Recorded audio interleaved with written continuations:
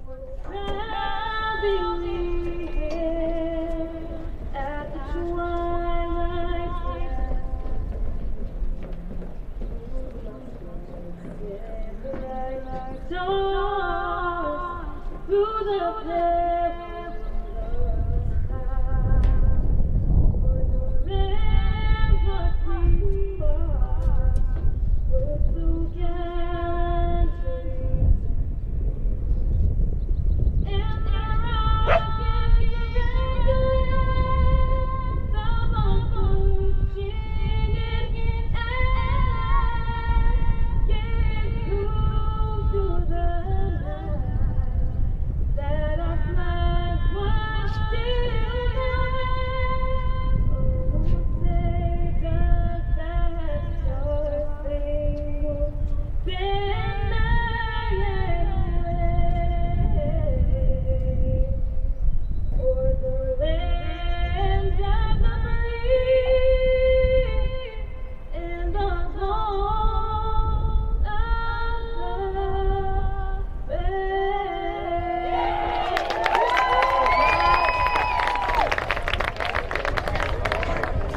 stirring rendition, as always, here at Rancho Cotate High School.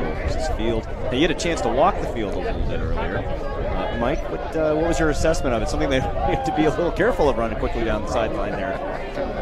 Well, I can tell you this, Dave. As a son of a veteran, brother of a veteran, I appreciate this darn country, and God bless you all overseas and on this podcast listening to us.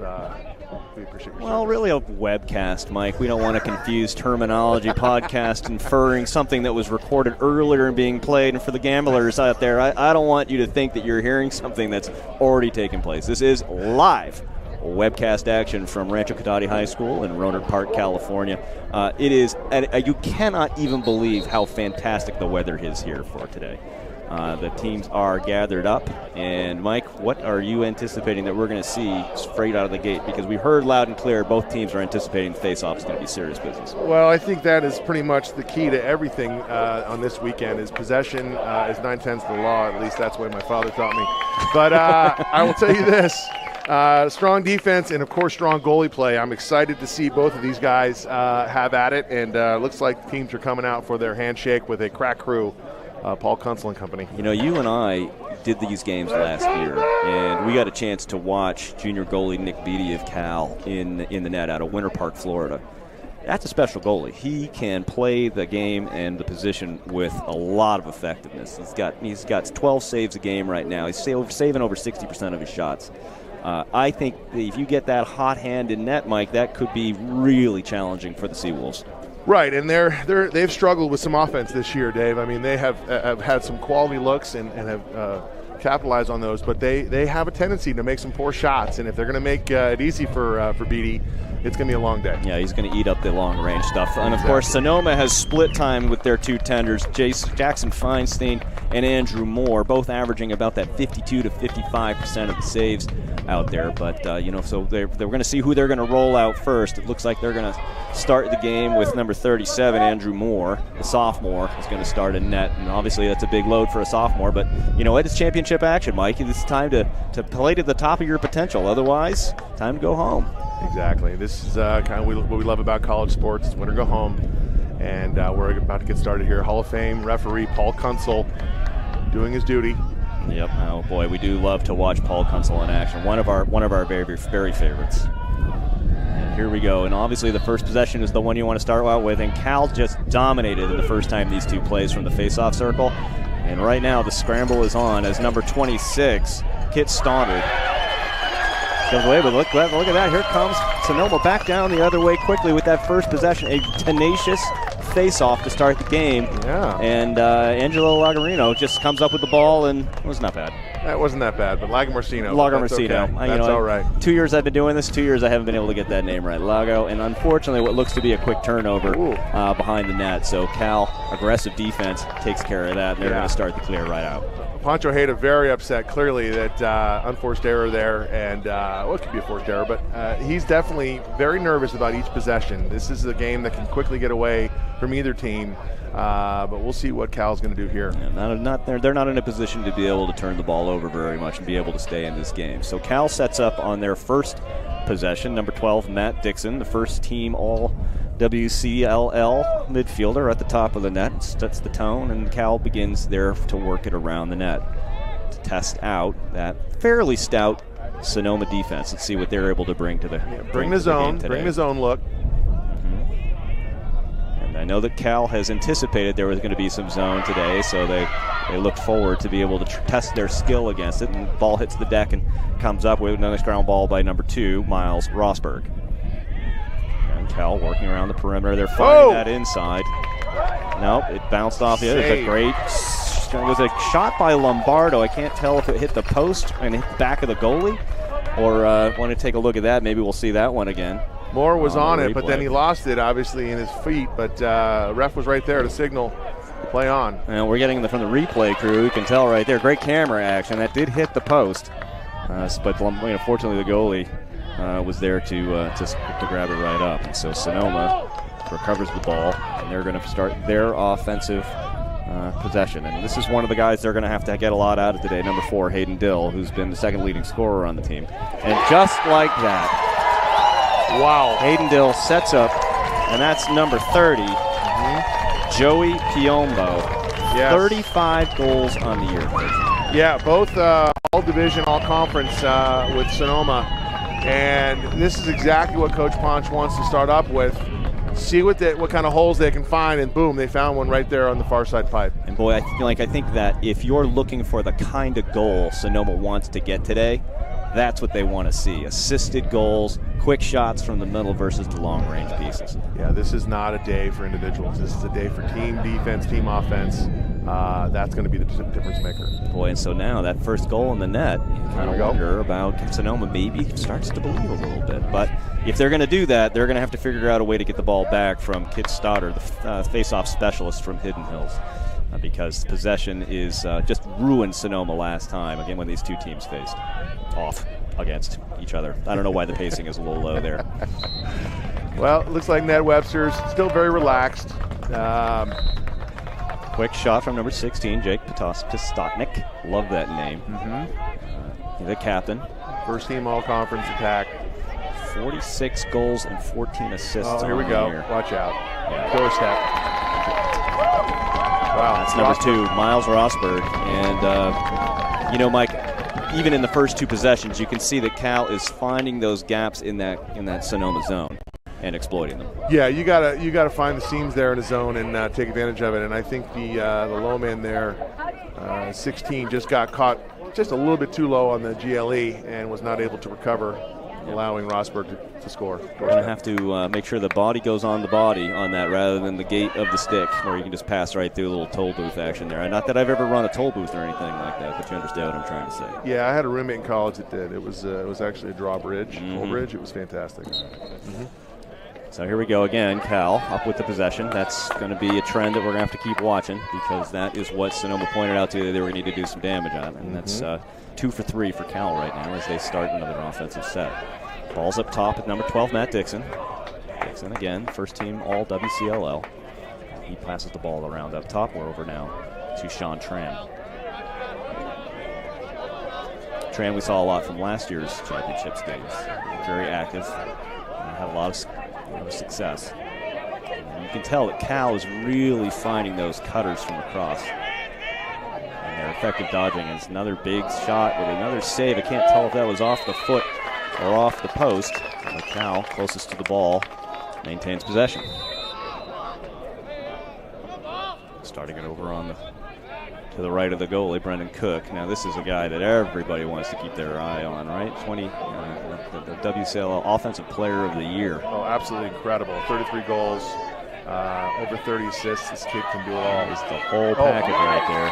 And that is a great individual effort and some, obviously working for the biathlon, swimming, and lacrosse right there by number 16, Captain Jace Pasotnik. Yeah, that was just a nice, change of direction. I don't know if there was any interference in there between the view of the goalie, but just went top shelf and then swim. All right, so that puts Cal, number 1 team in the nation, up 2-1. After Sonoma gets first blood, Cal's answered with 2. The captain, Jake Sotnick, giving Cal their first lead of the game. And then we go, Mike, right back to the face-off dot, where we've seemed to have already spent quite a bit of time already. The offensive action has been fairly furious, and you know that Sonoma wants that ball, but here it comes screaming right down Main Street. Oh, what are you going to do? What are you going to do? Kit Stoddard, face-off specialist, gains possession, comes right down the middle, and pops it right into the back of the basket. Again, you feel for the goalie on that one, don't you, Coach Mike? Well, yeah, because he's probably screaming, going, hello, slide, hello. I've heard it said that the most dangerous person on the field, Mike, is the guy with the ball. That is true. That is true. What a profound statement, Dave. I got very zen there for a minute. I hope the folks at home are achieving a state of bliss that can only come from listening to me wax rhapsodic about the sport of lacrosse. Exactly. All right, look, sometimes the simple things are the important things, ladies and gentlemen. They deserve to be regaled. And now we've got a pretty good spin going on out there at the face-off dot as... gotta have this. Oh boy, gotta have it. Gotta have this. Oh, no. That is a lot of swipes at that ball by Casey Hoops. Sonoma's on it. This could change some a little bit of momentum here. A much-needed possession. So maybe some early game jitters by the Seawolves. despite scoring the first goal, but now they've got it back down in the end where they need it the most, that ability to keep things on offense. And away from what is a very potent Cal offense. Not that their defense is any slouch either, Coach Mike. No. And that was a nice save right there by the junior, Nick Beattie. Got a stick on that quick. Nice rebound, though, by Sonoma. They keep possession of the ball, and if we're going to get a big game out of anybody today, it's got to be number one. Lago, they're going to be expecting a lot from the senior. Well, he's got a high-velocity shot, both hands. He has been a generator here. Looking. Oh. That is a heck of a play. The refs didn't see anything that looked untoward. And so nice defensive play by the Cal Bears as they come down on the slow break, get it right in front again. McDonough taking it down and dishing off to number 7, Lombardo. Wow. A fall-away jumper. And I think, Mike, this is starting to shape up exactly how Sonoma didn't want things to go. A turnover on offense leading to a quick strike on the Cal fast break. And you can see it being replayed right here. I mean, it's really just textbook stuff. People moving without the ball and creating opportunities. Yeah, and Sonoma let him know that that's probably frowned upon next time. So he was given the. Was he given a rude reception? I think it was a little hip shot. Hockey? No hockey. Doesn't matter. No hockey. And back again at the face-off dot. Where right now, Sonoma managed to come away with the last one, but there he is again. Oh yeah, Kit Stoddard really starting to show the skill on the face-off circle. And as Cal sets up again, ball back up top. Cal wearing their away whites. No, they wear away whites. Is it white away? I always thought it was home away, or home whites, away darks, but that has changed. Clearly, the Golden State Warriors wearing their home whites. As the number one seed, I guess they get to wear whatever the heck they want. I mean, you want to wear white, wear pink. We don't care. I think it's what's clean, Dave. It is. It looks clean. It looks sharp. I mean, they look sharp out there, but nevertheless, Sonoma in their dark blues, also sharp with the light blue helmets. Cal getting it. Again, Lombardo now has a couple on the day, doesn't he? Yes, he does. And it's just looks like they've got time and room pretty much anywhere they want to shoot. Let's take a look at the replay. It looks like the zone got a little caught up in the direction which way they wanted to go. He's I wasn't right there quite in sure. the seam. And then there nobody watching. Yeah. So maybe that's some inexperience. Maybe Sonoma has tried to put. I had a suspicion that Coach Ponch would be calling a timeout. And you know what, Mike? I think that's probably a good one. Now, if you're in that situation, clearly the zone hasn't been doing what you thought it should be doing. Is this the time to change things up? No, you don't. I mean, they've worked on this pregame, this whole scenario all week in preparation here. What needs to happen is, I think Coach Ponch needs to snap these guys out of this little lull. It doesn't seem like there's movement. It doesn't look like these Sonoma guys are actually paying attention to what's going on, and Cal's just going to pick them apart if they don't get this thing straight. Do you feel like there's a little discomfort in the zone right now? Like I said, the Cal team has been able to find those alleys through the zone and really start to pick it apart a bit. Their offensive efficiency has been pretty good early on, so maybe another defense is in the order. It's possible. I mean, I'd be surprised if Ponch goes to man right here. I think that would be maybe a bit early because I think they were playing mainly man in the April 5th game, which got away from him. So I think what he's got to do is he's got to stop saying, hey, you guys are trying too hard here. You're overthinking this. Ball's open in the middle. It's time to collapse and deliver some thunder. And as we talked about it first when we got started, the face-off has been defining the pace of play here, and it's no surprise Cal's up 5-1 here in the early going. I mean, we still have 9 minutes left in the first quarter, and it's up by 4 goals. This is definitely not the trend that Sonoma wanted to see. No. But, look, every face-off is a new opportunity, Coach Mike. The sun rises on a new lacrosse possession. And hopefully Sonoma will be able to start chipping away here at the number one team in the nation. Yeah. But this is probably the time where they really got to start setting that tone. Well, I think Sonoma's goalie, Moore, I believe, he's probably kind of thinking a little too hard right now. He's looking for some support. I mean, doorstep balls, that's a breakdown in defense, not him in particular. All right, Cal coming up with the ball. Stoddard showing his face-off prowess yet again. Dumps it quickly off to number 15, Rusty McDonough. His teammate, his line mate on face-offs. They toss it off, and Cal begins their substitution.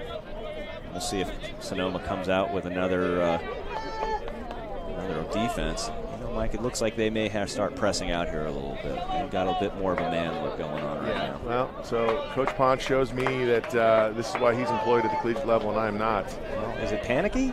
No, I just think that it's time to change it up, which I still think is a dangerous move. This is a very athletic team.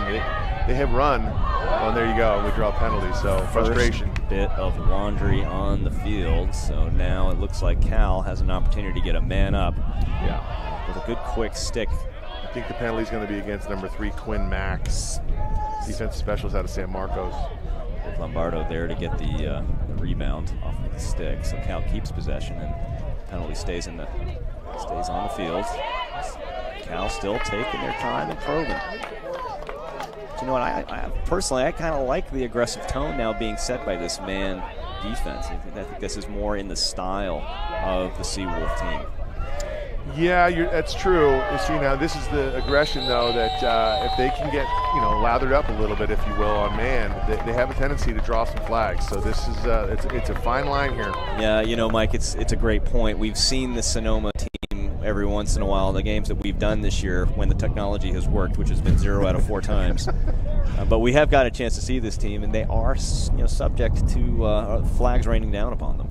Yeah, it definitely was a point with Coach Kraft. He was a bit frustrated in the pregame conversation we had with him, but the team gelled against Stanford and literally played the most incredible lacrosse I've seen in a long, long time from the Sonoma crew. So they got to find that again right now and limit a stop here if they can. And there it is. Huge save by number 30 by the goalie. Wow, Andrew Moore doorstepping that shot. If we can get a replay on that one, I know our engineer's already looking forward to seeing that one. Look at this. Look at this. He is making Look at this. Come on. Oh, but a great defense. Such a long way to go for the goalie, and what a great defensive play, though, by Cal. They almost had the opportunity there. What an exciting moment. Here comes the replay. Watch this. Just doorstop save by again, Sonoma goal, Andrew Moore. Holy smokes. Welcome to Rancho Cotate High School. Let me shut the door on you when you try to get in. Gee whiz, great shot, and then made his all the way down. If we get a chance to see that defensive play there down at the end that Cal just made after the goalie ran all the way down the field. Timeout. It looks like timeout Sonoma, which would be their second. So what do you think Coach Poncho saw there? Do you think want to give his goalie a chance to relax a little bit after? I mean, goalies aren't used to running that far, Coach Mike. Well, I don't. It didn't look like he was that winded, but I'll tell you, this is an interesting timeout. It's a dead ball timeout. Possession is given to Cal, but I think Coach Ponch saw something a little chippy after that loose ball out of bounds by some of his attackmen. Trying to maybe calm his team down. Yes, because here we go. We got an opportunity. It was a great pass by the goalie. Great check, timely check by the Cal defenseman. But it's time to settle down. Play to their game plan. This is craziness does not favor Sonoma. No, wildest does not. Yes. So maybe they also have a chance to say, hey, look, here, let's ride this ball. I know Ponch kind of likes putting in the 10-man ride every once in a while. And again, it kind of goes back to the idea, though, I think Sonoma, you've got nothing to lose here. I mean, nobody expected you to beat Stanford. Nobody expects you to beat the #1 team in the country. So, hey, let's just throw the kitchen sink out at it. That's possible. I mean, let's see what the ride comes up with here. If Sonoma can get this ball back without any damage. Not a really intense ride there by Sonoma. A bit casual, like waiting in line at Starbucks. But, maybe they're lulling them into a false sense of security. Yeah. All right, so anyway, we take a little bocce to put the ball back up top with number 12, Matt Dixon. He's going to take in his time surveying as the man-up opportunity has been over for a bit. Look at this. I don't know what's going on with this Sonoma defense, but they're allowing just point-blank shots against their goalie. And Mike Bellis, the sophomore out of Irvine, California, comes up, tallies that one. So not a lot that, again, the goalie can do. I mean, there's only so many doorstep saves you have in your pocketbook, purse. I think it's a satchel, Dave. It's more of a merce. I think Indiana Jones had one, and that's borrowing a line, of course, from. You look at the replay there, and it's just a late slide by the Sonoma defense. You know, you got to look down there right now, and you've got a couple of heads looking down at the grass, looking at, you know, what do I got to do here? Yeah. And you know what? Look at you're playing the #1 team in the country. Yeah. There's going to be moments like this. How you dig deep, and unfortunately, they got off a little too quick on that one. So a technical Cal face-off win gets Paul Kunzel. He's sharp. He is sharp. You just don't want to mess. Paul Kunzel. Diamond sharp. Absolutely, and you know, all those years up in Canada and the Iron League, NLL, and whatnot. I mean, he's seen it all. He's a man who stared Tim Booth in the eye and told him to calm down, which, you know, that is a terrifying thing in its own right. Yes. So this is a man who is. There's nothing you're going to do to phase Paul Kunzel. Right. When Tim Booth flexes those calves and he's angry, you got to watch out. Again, another. There we go. Hits the post though. There we go. Nice shot by Cameron Lopez, but again, the goal frame comes in, helps out our Sonoma goaltender, our keeper there, Andrew Moore. So Cal on the ride now. Sonoma looking to get a good solid offensive possession out of this next trip down the field. Across the halfway mark there. Ball back up top into the hands of number 3, Matt Quinn. Failure to advance. It's almost like everything that possibly could go wrong is going wrong right now for Sonoma. And, that's just a silky goal right there by the captain, Jake Kostotnik. And unfortunately, Coach Ponch doesn't have any more timeouts to try to get these guys and settle them down, because that was, there's a bunch of technical errors going on right now on the bunch of the Sonoma side. How do they start taking those deep breaths and getting them into a position where they can start competing, Coach Mike? I mean, you got to look to your seniors. You got to look to your goalie. Someone's got to start to, settle some guys down. Maybe chew a little, 6 o'clock on some guys, snap them out of this lull. Yeah. I don't know. And you know what? Look I don't want to put all this on Sonoma. I mean, Cal's the #1 team in the nation for a reason. They are showing a pretty efficient level of play right now in all phases of the game. They are, from where we sit, I think, as advertised. Absolutely, and I mean, that's a credit to Ned Webster and his recruiting. He does travel the entire country now, which is nice to see that Cal's getting these premier athletes from the East Coast, West Coast. Oh, another hell of a save by Moore right there. That's the kind of stuff we need. That's the kind of stuff that Sonoma needs. And I say we, not that I'm a part of the Sonoma, but the crowd here. I'm part of this crowd, and they're fired up. They want to see a good game. Boy, that's just sort of the way that's been working right now. Great save by Moore, right off the hands, and right into the stick of the Cal offense. So they get another chance at another bite at the apple, as it were. Yeah.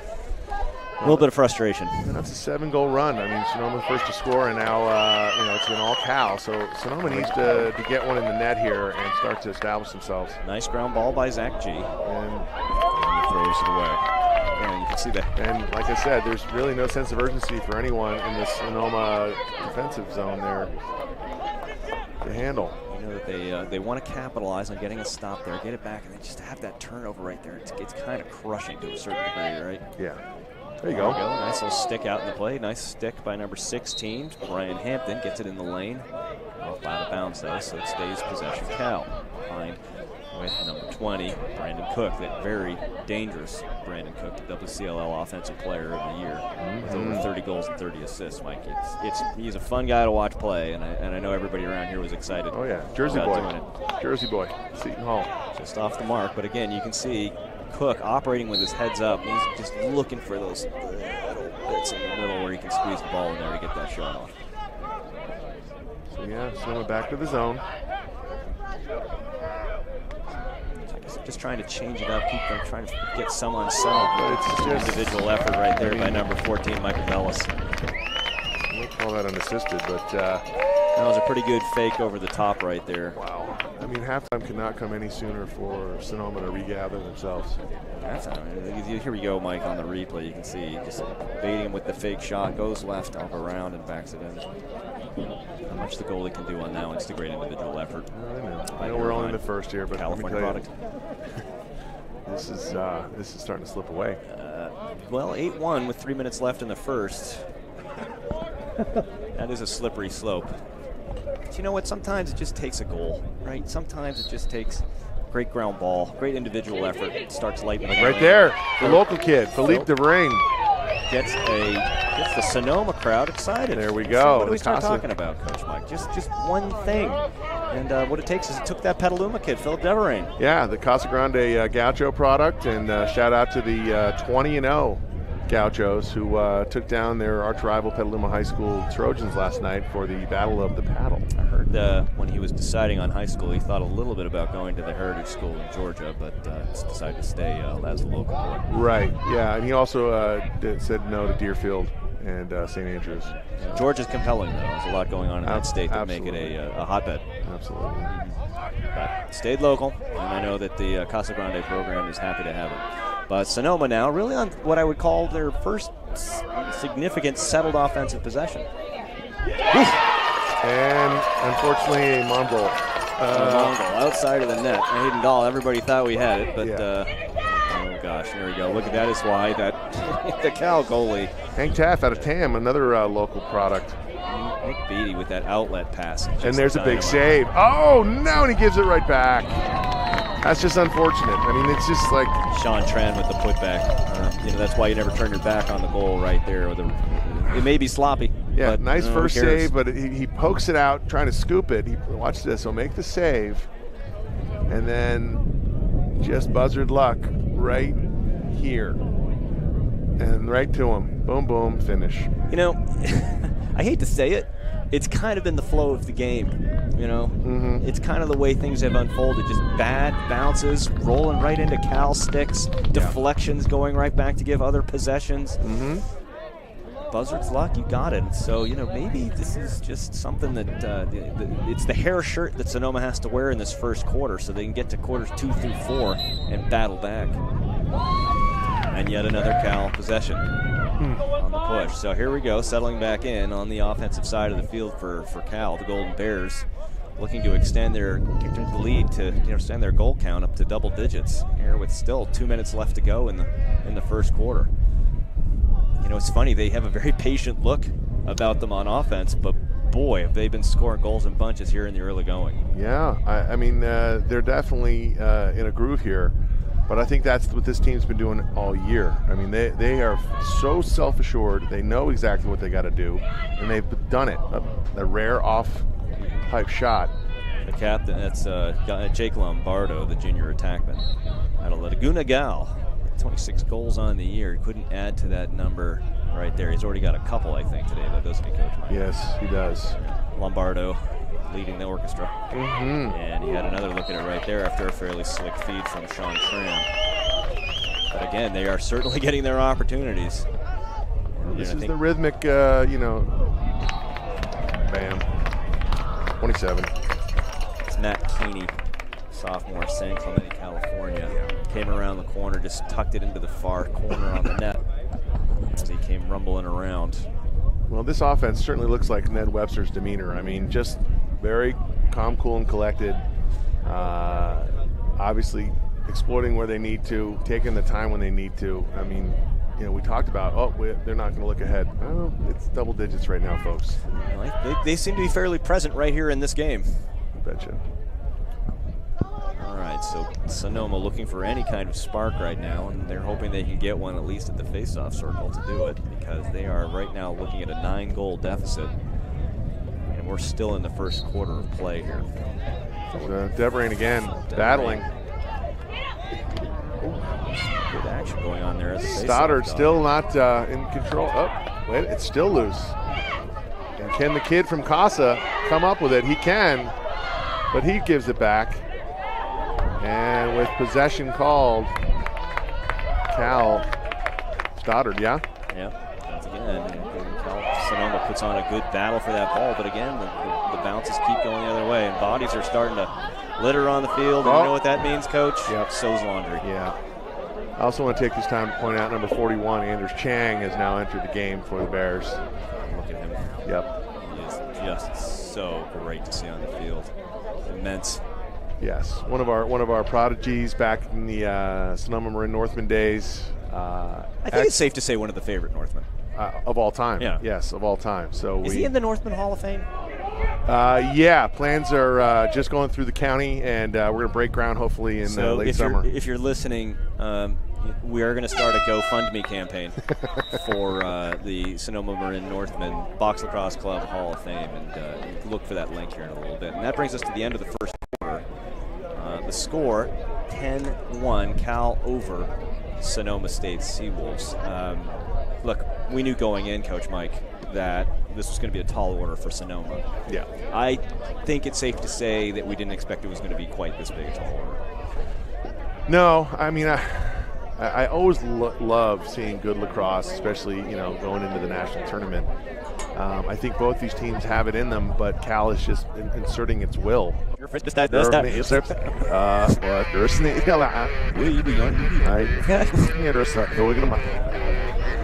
sorry. Nice show. Yeah, that is a different show. That's a different show. You can tune into that one after the midnight hour.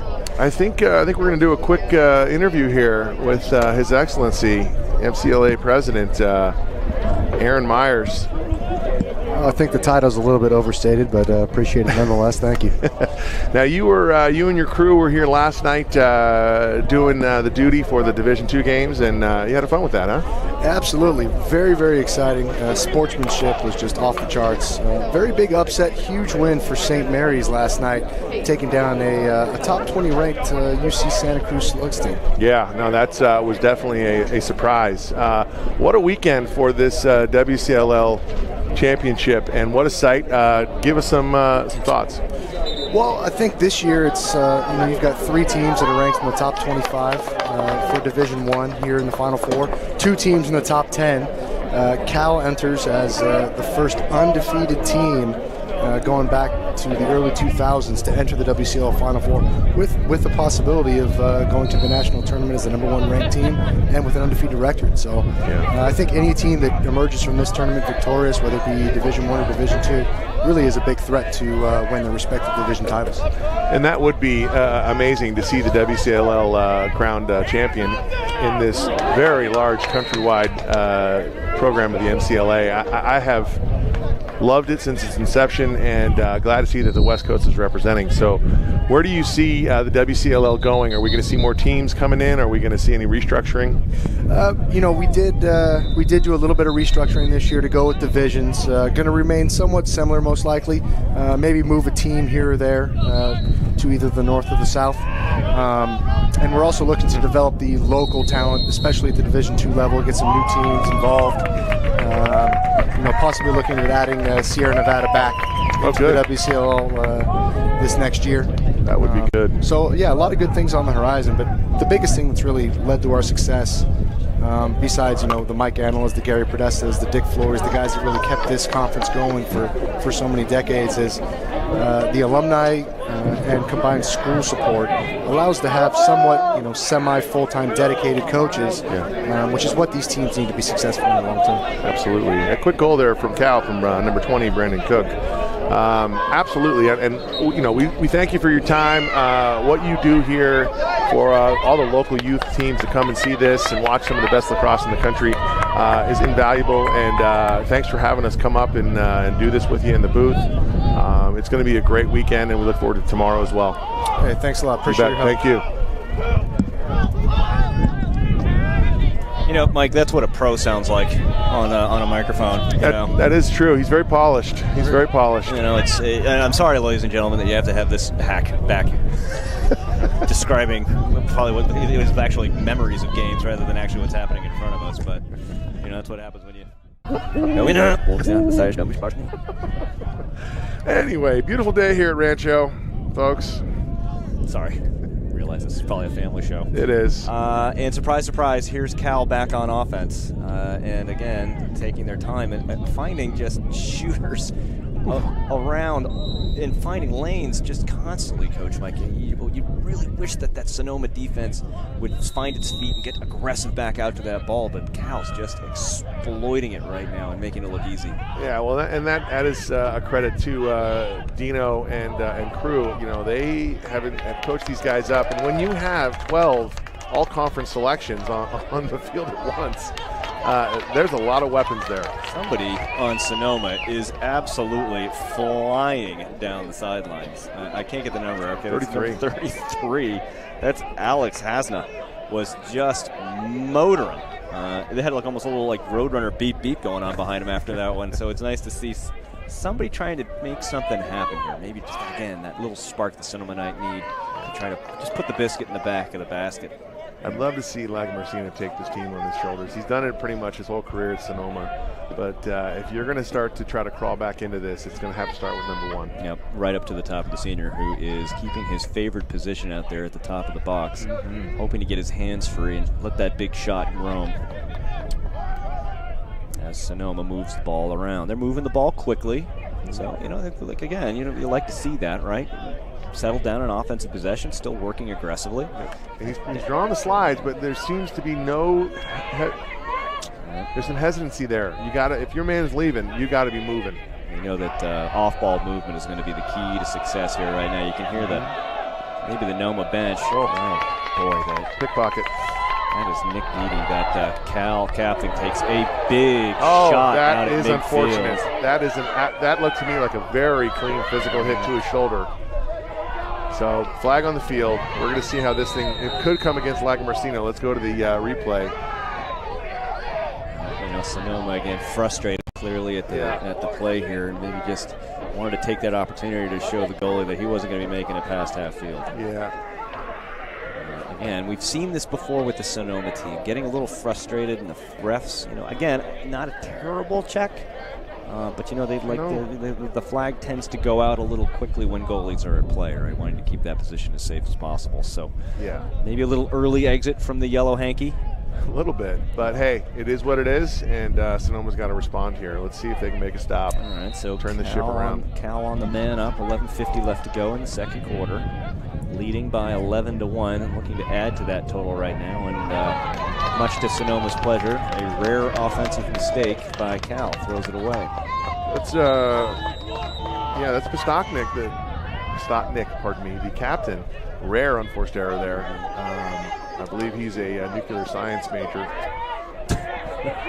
Really? Is that why he glows a little bit out there? A little bit. I got a Geiger meter here. Wow, nice pickup right there. Now here we go. This battle on Jared Bear. Hey! Excuse me, got a little excited, but that's the kind of thing that you love to see right there, right? Number 9, Jack Bear. Jared Bear. Yeah, I got to tell you, this is a big goal right now, and I believe it was 21 Trent Jones. Oh, did the feed come from Bear? And right. Great grandson of Bobby Jones and Robert Trent Jones. Huge. Jones. Yeah.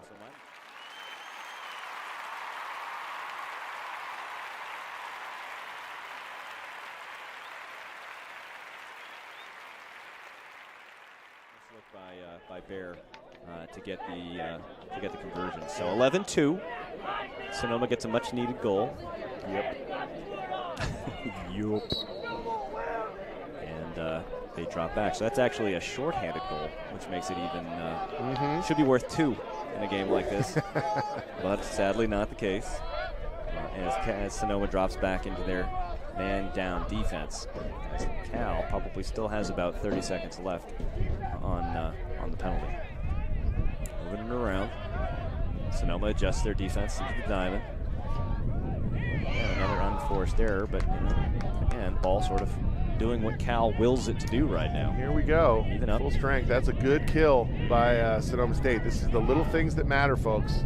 Anytime you can come off of the kill +1, safe to say that you're happy. And here they come the other way. Another unforced error by Cal. Maybe the tide turns a little bit. I don't know. The temperature's going up. Let's see who's going to be affected here. Cal still in control and command, riding hard. It's time to get rid of the ball, number 10. I think it's safe to say that he did yeoman's work right there. Topping. And here we go. And here we go. Boom. So a quick pass from number 10, Jake Topping, to the cutting number 4, Hayden Dahl. And just like that, we have a 2-goal run for the Seawolves. Just like the Kona ice machine out front offering shaved ice, the Seawolves are shaving a few points off the board here to try to come back. I love it when you slip in analogies. I know. I got to do it. I got to say that possession by number 10, Jake Topping, started back on his own defensive 40-yard line, and after probably ran 300 yards in order to get it to where he was, took a lot of abuse. Yeah, he put me in my place. I said let the ball go, but he said no. He'll take his time. Oh, Deverain. Yeah, with a loose ball. That'll be a trip. That's too bad. He's going to get back off the field quickly as Cal brings it back on the set of offense. All right, so the last two possessions by Cal have actually resulted in unforced errors. Turnovers have led to goals by the Seawolves. The Seawolves would be happy to take as many of those as they possibly can get. But I would suspect they shouldn't start relying on those, as we're probably talking about the exception rather than the rule. Seeing some new numbers out there, which is nice. They're going to get a lot of guys in and out, keep them fresh. Matt Keeney, number 27, he's in. Still moving the ball around. It may be the second line, although we have Lombardo out there. Always a threat. He's looking around, keeping his head up as he's cut and gets around the corner. And, you know, Mike, that's just a pretty good individual effort. Jeez. You know, Sonoma saw Lombardo operating in a feeding mode, and then Camp comes on, cuts back up that far side and turns the corner. I mean, you know, Connor Shaw there for Sonoma playing what really amounts to pretty good defense. Comes off the pick, but he gets his hands free and bada boom, bada bing. A late double. A late and somewhat unenthusiastic double by the Sonoma defense. Fortunately led to that moment. So Cal breaks Sonoma's goal scoring streak to move the lead back to 9 goals, 12-3 with 9:20 left here in the second quarter. Ever important face-off. Again, Cal with possession. That is going to be they obviously hasn't figured out how to solve that one yet. Oh, late flag's coming. Flags coming from multiple locations, and Sonoma is going to go back on man down again. And oh, people are starting to wave their sticks on defense. All you really want to see right now is them to continue to play hard, and it's hard to see that sometimes. Yeah, the penalty's coming on the far side, and it's going to be Stoddard taking a hit. And then, of course, it's literally 3 seconds as both refs decide that's not okay. Yeah. I mean, those flags went up so high, they came down with scorch marks on them. This is a composure moment right now for Pancho Heda and crew. He's got to get these guys back into the zone. But I appreciate how hard this is for these players, right? You know how excited they were for this moment, how high they were after that Stanford game, coming back from 2 goals down with less than 2 minutes to go, and just what appears to be running into a buzzsaw right now. You feel the frustration, but this is where poise comes in. Well, yeah, and you've already played a quarter. You've seen how these refs are going to go ahead and call this game, and then there's a fine line, a fine edge there to play tough, solid, legal defense, and then to have late hits and such. They're not going to be tolerated. Yeah. And so Cal on the man up, finding cutters and dumping the balls back into the net. That would be number 12, Matt Dixon. Another man up goal for the Cal Golden Bears, bringing the score now back to a 10-goal lead, 13-3 with 8:32 left in half. That's unfortunate because Sonoma's goalie there did get a piece of that, but it just happened to deflect in. It's a really good cut by the Cal offensive player, first team selection to the WCLL. Well, we got a new man on the. No, check that. It's still Deverain. Deverain's back out there. Got his tights. That's his signature. Yep. But Rosberg has just been an animal. He's absolutely been an animal. Who's that? Miles Rosberg. I thought it was Stoddard. Stoddard has been, but Rosberg now is exerting his will at the X. Pivoting. This is almost the last person you want to see have the ball on his stick, the goalie. As he has been throwing darts down the field all day long. We've always been impressed with the play of Nick Beatty. Will he go? Florida. Yeah, will he go to the big leagues after this? I believe he's a senior. Is that correct? Has he been drafted by the Toronto Blue Jays? No. We're talking about the Paul Rabel new league. Yeah. Premier Lacrosse League. I'm actually very excited for the Premier Lacrosse League. Yeah, I'd like to see some Some West Coast action by that traveling band of Warriors. I have a confession. I was a skeptic of the PLL when it was first announced. I was thinking that what the world needs now is a third professional lacrosse league, like a hole in my head. Is that a song? I believe it is. I would sing it, but nobody should be subjected to that. But you know what? The way that they're going about it, the different model they've put against, now Cal is just, I think, trying to show off a little bit to a certain degree. And a little bit. Lags down. Wait a second. So we might have a conduct foul here. I'm going to have to take a look at that one again on the replay. Yep. I think it's going to be coming against number 16, Postachnik, for something after the crease dive.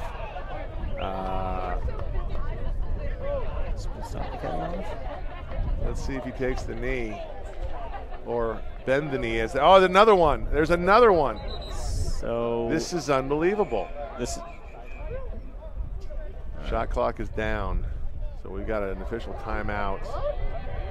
And we've got 2 flags. So Postachnik is definitely bending the knee as a Game of Thrones reference. This is where I would ask you to get the binoculars out and see if you can read the lips of what's going on over there. Because, we're all the way across the field, ladies and gentlemen. It's hard to make out what's going on. I wish we had a better sense of it, but we don't. So cannot answer any questions for you. But it looks like the captain, Jake Postachnik, is going to be taking a knee for a while. And I have... there's literally no emotion on Ned Webster's face. Great defensive effort right there by your Sonoma Seawolves. Here he comes. Stick in the lane, and here he we've comes. seen Moore is not afraid to take that thing down the field. And like I said earlier. Unfortunately, it did not have a lot on that shot. Let's see. That's a long way to go, and no timeouts to call. Yeah. And we're offside. Still offsides, actually. Yep, and there's the flag by the incomparable Paul Kunsel. God, he's good. Yeah, really nothing gets by him. I'm pretty sure that the reason he has that hat on is to cover up the eyes on the back of his head. That's true. Cal slowed it down almost somewhat mercifully. White is not offside. They're on the other side. The pole is right at the 47-yard line, waiting for... That was an absolute blast from Postachnik as he comes back on the field. You think he's a little upset? I think the senior captain, or junior captain, excuse me, is some fire burning in his belly. It's hard to imagine being up 10 goals here with still 6 minutes left to go in the first half. But this is it's a physical game, Mike. Every once in a while, things inflame you. Absolutely. Well, it'd be interesting to know what he said, but obviously it was something off color. Have you ever been involved in a situation like that? Almost every lacrosse game I've ever been a part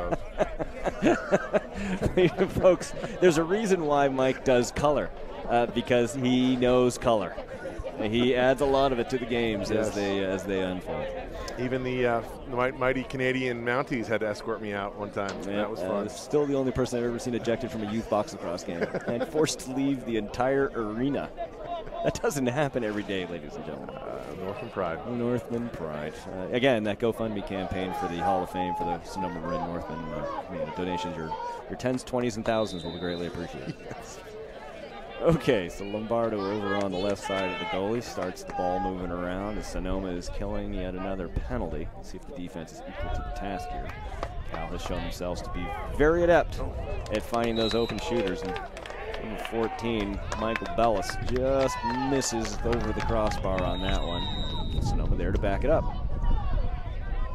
Pass across the middle. It's the one we hate to see, particularly because that kind of thing happens. The ball gets free. And Lombardo comes up with it for Cal. Fans are getting a little lusty out here. I'm hearing some voices getting louder and prouder. Get it together. I'm sure that is helpful. Cal moving that ball. Oh my! Finds someone literally all alone. Lombardo, was he invisible there for a minute? I don't know, but that was basically delivering the morning paper and could not convert. Again, Cal just really showing why they're the #1 team in the nation right now and why they received every single first place vote in the last coaches poll. Holy smokes, is that a rip right there by Miles Rosberg, #2. I believe it was number 12, Matt Dixon. Oh, was it Matt Dixon? I think it was Matt Dixon. Sorry. The SI product. Well, and sometimes these jerseys and their numbers and the dyslexia just get me.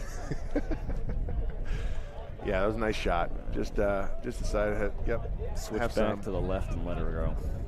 Top shelf. All right, so it's 14-3 here. 5:21 left to go in the half. I think right now, I think that Sonoma is hoping that somebody's going to start channeling Paul Rabel here and give them some help on what has been an onslaught in the first half by the Cal Golden Bears.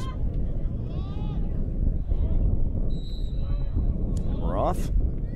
Hey, there we go. Philip Deverain comes up with a much-needed face-off win, and just like that, Sonoma State Seawolves find themselves on offense, a place they unfortunately haven't had a whole lot of time to sample. And they've got some offensive weapons on this team, Coach Mike. There's 6 or 7 guys here who are scoring in double figures this year. I'd love to hear, number 24, Brent Tovrea. He has been last year and I believe his sophomore year, an absolute powerhouse. Just literally driving inside. Here he is. Oh, nope, check that. Hayden Dill. Just picking up the wide shot by Kiambo. Oh, Big boy. double. Oh, what a save. Dill manages to come out with it. And for once, the ball bounces the Seawolves' way. Here he is. Oh. All right, so it's nice to see the Seawolves getting some shots off. Maybe not the best shots they want, not the feed, not like the assisted shots that we suspect that they're going to need to be able to bring this game back to within something reasonable. Yeah, I think we're seeing a pulse now again with the Sonoma boys. Let's see if they can get something going here. Piombo, last week's player of the week, scoring 5 goals against the Stanford Cardinal. And eking out that overtime victory over the much favored Stanford team. So, they'd like to see him get back, pick up where he left off. That's not to be the case, though, right now, as Brent Tovrea loses the ball, but manages to get his own rebound and get it up to Lago. Lago heading down, finding his path. Gotta have it. And there we go. Great individual effort by Lago. And, Mike, I think that's what you said. You really want to see him pick this team up and put it on his shoulders. He's got to. These seniors, this could be it. Think about that. Let that settle in. And that's what Coach Pond's got to be telling these guys. Hey, guys, this is it. It's time to turn it on. There's really no more waiting. Everything happening right here is what could be it for the seniors out there on the field. Nobody wants to be down by 10, but I think it's probably especially painful for the seniors right now. They really want to start putting their measure against this number 1 Cal team and show that they've got the mettle to be able to do it. So just like that, back to 10, 14-4. Clock ticking down here, and what has been a long first half of action. When you score 18 goals, I guess that's going to be the case. Now going a great back check by number 36. I think that's Casey Hoops, one of my favorite lacrosse names ever. Absolutely. It would be boring if he played lacrosse. Boring if he played basketball. Right? Almost trite to be named Hoops and play basketball. But unfortunately, Sonoma's not able to corral it, and so the ball goes back down behind the net, and Cal is on offense again. Seeing some new shirts out there for the Cal Golden Bears.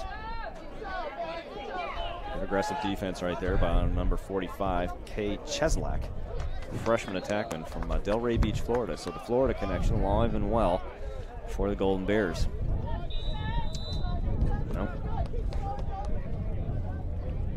The engineer was waving us off. I thought he was going to throw the flag there on the announcing crew for a minute, but nothing that we've done right now. Another great back check by number 9, Jared Bear right there. Tran, though, with the loose ball pickup. All right, so Seawolves have got a possession. Or, a nice sort of energetic defensive performance right there. Yeah, no, that's whatever's going on is that maybe it took a quarter for these Seawolves to get going, but they've got to start touching some nylon. And I hope that we here in the announcing booth don't come off as overly harsh right now. We're really just reporting what we see, and we're both very passionate about the game and involved in it. Sometimes that means we're going to say what's on our mind. Exactly. That's what they pay us the big bucks for, Dave. That's right. They pay us the big bucks, and we are always impressed with the people out here playing this game and playing it at this level, because Lord knows I never could. Well, I'll tell you what, this is a good segue, because both the Cal men's team, they host a ton of youth teams when they play at Cal. They come up, they do talks, they sign autographs, balls, whatever. Sonoma, obviously playing, here locally, they do the same thing. Very involved. Some of their ex-players or graduated players come and coach locally. So you got to love this, and this is what builds that great rapport with the youth and the college guys. Some of these guys, they are literally the best in the country. Does Lago let one go down, and the first bounce it takes is literally at half field. We got a loose ball push, and just like that, here comes Cal on Lago's booming shot, goes right out to half field, and almost starts a fast break in its own. Mm-hmm. If it wasn't for the push. Yeah. So it's like, no penalty is great, but that might have been a smart one. Yeah, he can clock up into the 100s. I know that because I saw him as a high school senior. And dilly, there goes Cal again. Kai Cheslak. Did I just say dilly? I think you did, Dave. I think you did. That is just, I'm going to scrub my mouth out now. Ugh. I don't think you've ever had a Bud Light. I've never seen you with a Bud Light. I just can't imagine why that came out. It's with 19 goals scored here in the first half. I guess we're kind of looking for things to say. And then, unfortunately, that came out. Yeah, that is terrible. We are sponsored by some of the better brands. More of a Blatz guy. Blatz Light. Schlitz. Schaefer. It says Stoddard with the face-off win. What has been a thing I'm going to be seeing in my sleep tonight. As is Coach Poncho and the rest of the Sonoma Seawolves, I'm certain. So Cal has the ball behind. Over to Lombardo. Lombardo conducting the activity. See, I did that thing I do with Lombardo and Guy Lombardo because I like it. I think it's funny. I don't really care if anybody else doesn't know what the hell I'm talking about. Deller puts it back to X. Back with Lombardo. Surveys what he sees. Keeps the ball moving. There's an almost effortless nature about this Cal team right now. The way they move the ball and find the open players. I go and say something like that and they drop it. So thanks, Cal. Thanks, Ned Webster. That one's on you. Yeah. Ned Webster. But, you can't be anything other than impressed. And I know that you and I have. Look at that. We've been talking all day long about what Sonoma needs to do. But, look they're playing a dang good team. And with 6 seconds here left in the half, I think Sonoma will take it as a win that they managed to keep the ball out of the net right before halftime. And there we go. The horn sounds on the first half of action in this first semifinal WCLL tournament game between the Sonoma Seawolves and the Cal Golden Bears. And Mike, we're looking at 15-4 Cal over Sonoma. Look, we knew this Cal team was good going in. Did you know they were going to be that good? No, I did not. This could sometimes be a final at the WCLL level. But this was unexpected, and there's nothing you can say about Sonoma's defense, in particular goalie, that would surprise me. I mean, he's just seeing a barrage of shots. Yeah, and I'm looking at the body language of that Sonoma team walking to the sideline right now to get to the end zone, so they can get their moment together. And there's some slubbed shoulders, there's some hanging heads. So this is going to be one heck of a coach's speech right now. If you were out there, if you were Coach Pancho Ojeda, what would you say? I would reiterate the same thing to the seniors, that guys, if this is it, then this is it. Then you guys have got to claw your way back into this any which way you can. This set the example for the young guys who are coming up. That if should this one get away from them, ultimately, you lose with class, you lose with dignity, and you go out your way, not any way which way that your opponent is ushering you out the door. Okay, now that being said, there are still 2 quarters of action to play here. Plenty of time, as we know. Lacrosse is a funny sport. Crazy things happen. 30, whatever. We're looking at 11 goals in the sport of lacrosse. Unheard of? Absolutely not. Difficult? Sure. But, there's still 2 quarters. That's why they play the game. They don't stop it at halftime. All right, so I tell you what, we're going to take a quick break, and we'll be back with second half action of Cal versus Sonoma State. Cal currently leading 15-4 over Sonoma State. We'll be right back.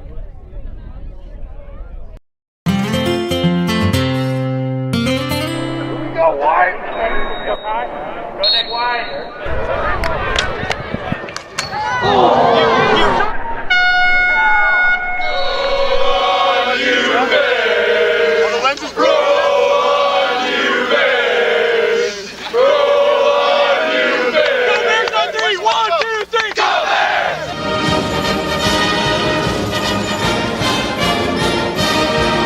let's put an ad in the Daily Cal. The ad read, 2 lacrosse players looking for a third to throw the ball. My phone rang off the hook. Within a week, we had 30 lacrosse players, including a goalie with complete goalie regalia, ready to go.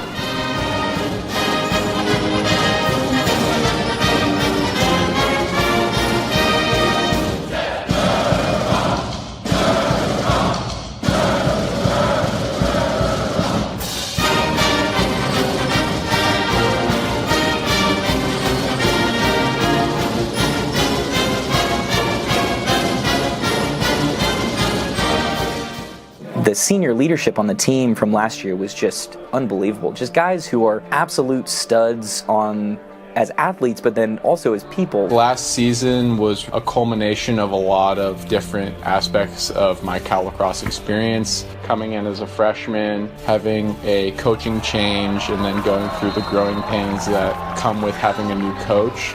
And then finally, during a senior season, seeing the payoff from all of the hard work. People ask me this question all the time. What did last season feel like? How did it end? All of that. And I just say surreal, because advancing through the quarterfinals onto the semifinals was something truly special. You could just tell there was a fire in the guys that I hadn't been a part of on a team in quite a while. You know, I think one of the highlights of that trip was the University of Colorado game. I mean, just watching guys claw tooth and nail to come away with the win was inspiring. Like, I ran on the field with the guys and then realized for like a second later, like, I'm a coach. I can't go jump in the dog pile.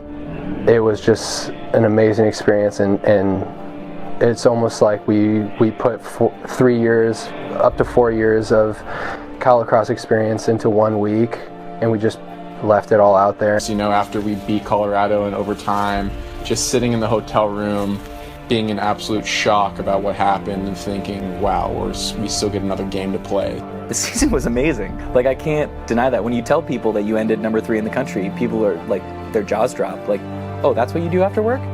I also cannot say enough about Coach Webster and the job that he's done in just a short amount of time here at the school and running the program, just from an administrative standpoint, from a recruiting standpoint, from an organization standpoint. He's really made Cal a legitimate contender every year, and that is going to be a consistent fact going forward. My coaching experience so far with Coach Webster and the rest of the staff has been amazing. I really have developed a fantastic connection with Webb and with Coach Paul Jepson, Ruth, Dino, and Coach Kevin Kelly, who was my goalie coach when I was a senior.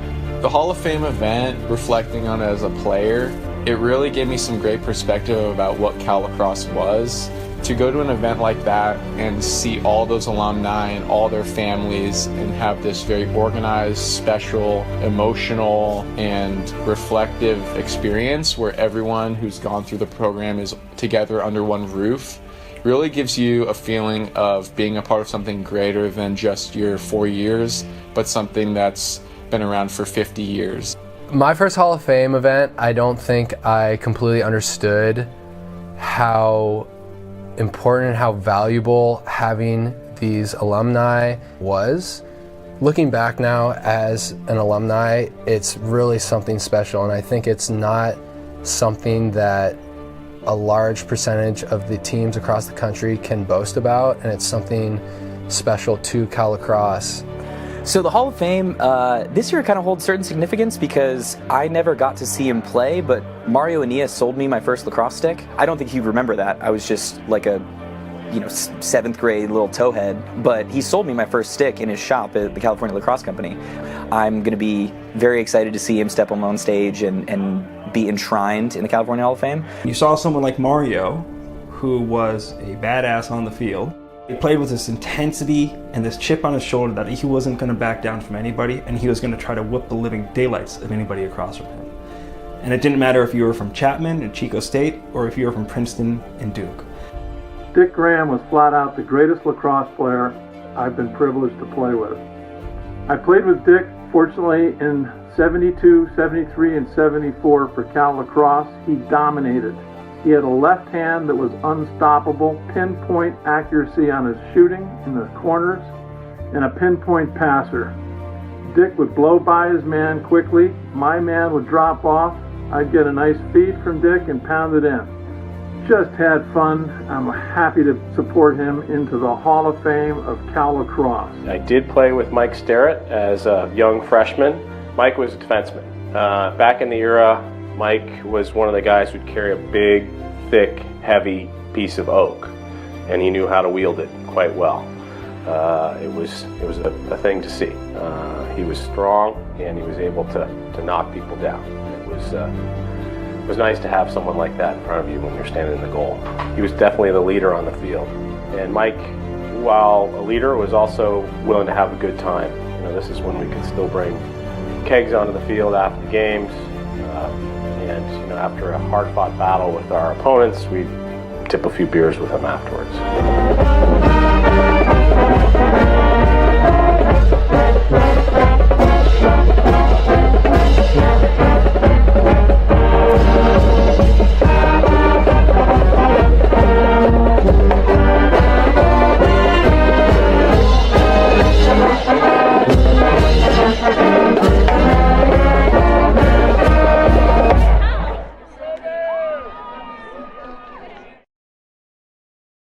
Looking over the top of it, normally it's on the side. I'm usually looking going like this a lot.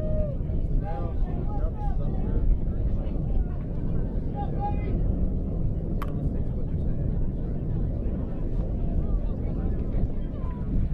Okay, welcome back.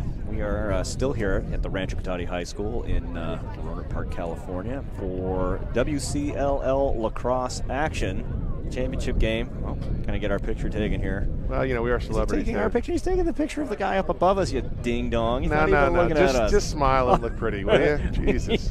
You know, Mike, you are a camera whore. There's just no other way to put it. You see a lens, you jump in front of it. Come on. And a microphone I've ever met I didn't love? Come on.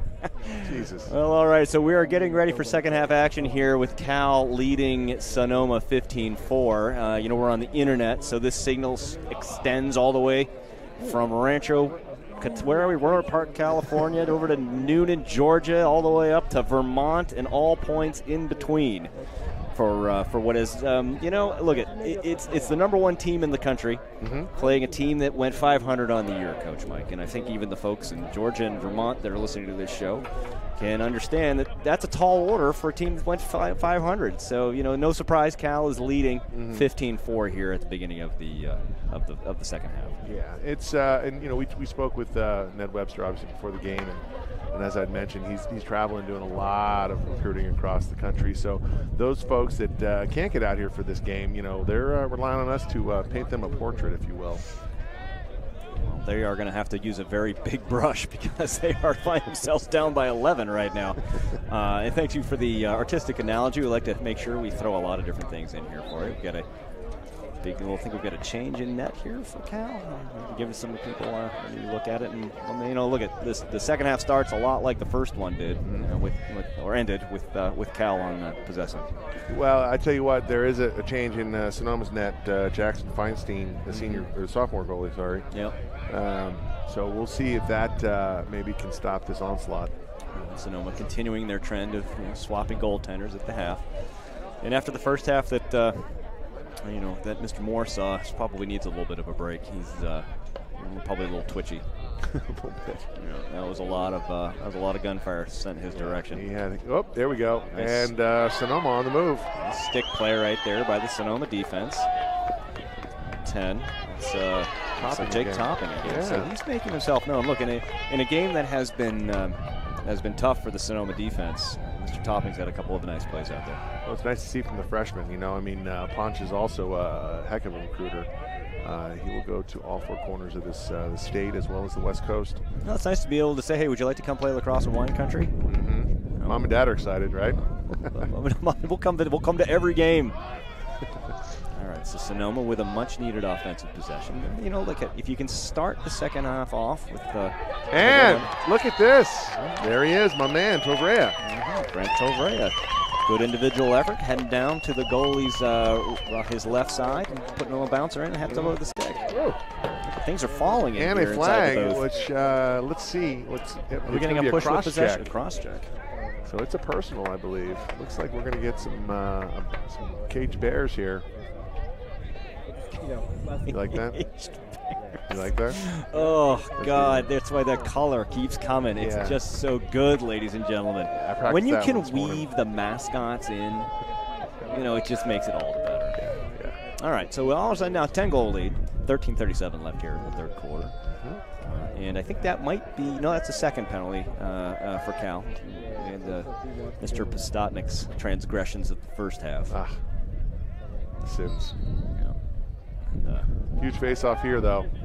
They're all huge now. And, again, Cal just dominating possession on the face-offs right now. Wait a minute. Cal managed to do it, but this time now the ball bounces Sonoma's way.